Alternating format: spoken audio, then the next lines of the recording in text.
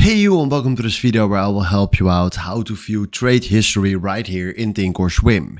And the first thing that we're going to do right here is go to Monitor, Activity and Positions, and now we have here a list with everything that we can check.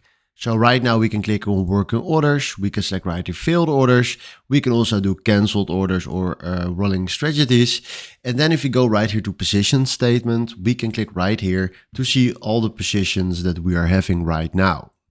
Then if you want to see a little bit more about our account statement, we go right here to account statement and select right here the date that we want to check. So you can change right here from to from, or yeah, maybe one day back, what you want.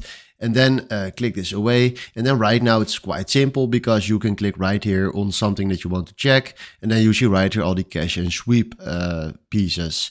Then we can click right here on Forex cash balance. You can see that. Order history right here. Now, trade history, you can find it right here. You have some equities, maybe right here.